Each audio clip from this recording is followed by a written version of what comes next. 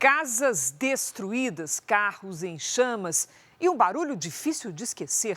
Essas são algumas memórias de quem sobreviveu a um dos piores acidentes da história da aviação brasileira. Hoje, na série especial, você vai conhecer dois homens que escaparam da queda de uma aeronave num bairro residencial em São Paulo, na década de 90.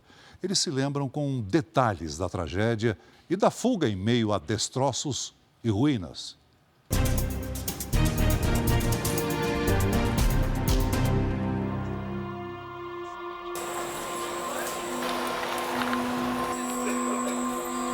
Quando um gigante como este se aproxima, quase ninguém pensa num acidente.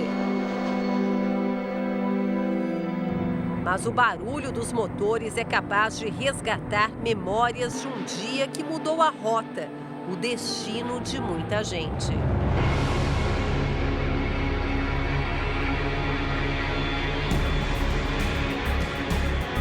O senhor se lembra do ruído feito pelo avião? Perfeitamente. Lembro tomando um café, uma aeronave subindo, assobiando, cortando que nem fosse uma serra. Corri aqui no terraço, vi ele passando em cima do mercado. Falei, infelizmente caiu. Não acabei de falar a boca, ele explodiu. Aquela explosão enorme. Cenas antigas, desbotadas, mas jamais esquecidas.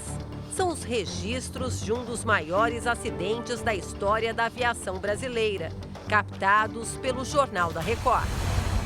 Nós escutamos o barulho, eu abri a janela, eu vi o avião batendo no predinho, pulei em cima do meu filho e aí não vi mais nada. 31 de outubro de 1996. O Fokker 100 da TAM levava de São Paulo para o Rio de Janeiro 6 tripulantes e 90 passageiros. Muitos eram executivos, acostumados à rotina da ponte aérea. Assim que decolou do aeroporto de Congonhas, na zona sul de São Paulo, o avião logo apresentou falhas. Foram 24 segundos de desespero no ar. A aeronave passou bem perto de uma escola, onde crianças brincavam no pátio. O avião estava virando, já estava quase caindo. Um pouco mais adiante, o avião atingiu 2 prédios e depois caiu sobre casas vizinhas.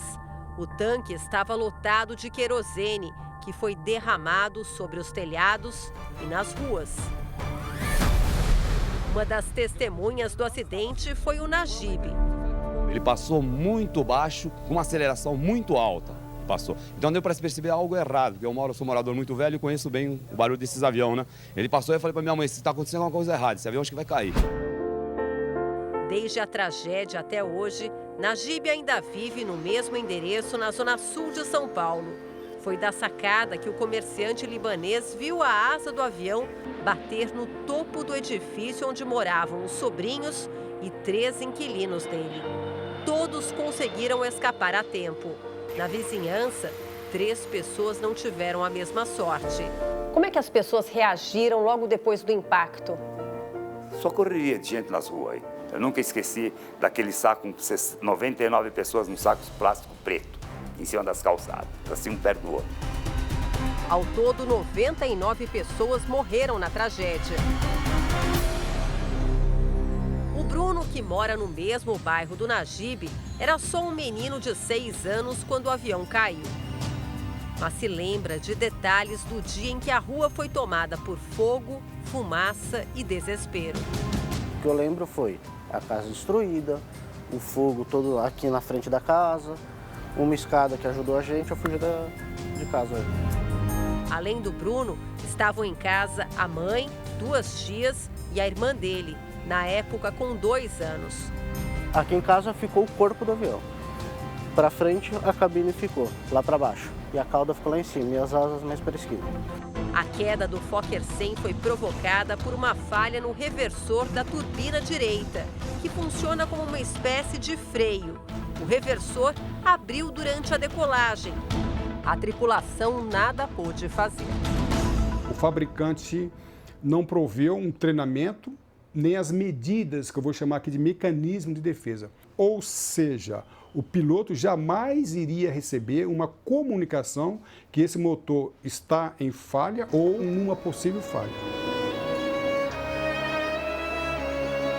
Em 1996, este foi o cenário registrado pelas nossas equipes de reportagem. O resgate chegou rápido, mas o avião estava em pedaços. Entre tripulantes e passageiros não havia sobreviventes. O esforço era para controlar o fogo e salvar as pessoas que estavam nestas casas. Com detalhes brancos, os bombeiros. Quase 27 anos depois do acidente, e o que se vê é um bairro um pouco diferente. A casa atingida pela cabine do avião em nada lembra o passado. As construções foram praticamente todas reformadas. Já os aviões ainda passam a todo instante sobre a vizinhança. Nem Najib, nem Bruno pensam em mudar de endereço, mas passaram a enxergar de um jeito diferente esses gigantes metálicos que desafiam a força da gravidade. Depois de 30 anos, por assim, você acaba acostumando. Mas até hoje eu tenho receio de voar. Não tem medo? Nunca, nunca, jamais. Eu adoro. Nunca vou deixar de adorar ele. Isso é coisa linda, maravilhosa, avião. O avião é vida.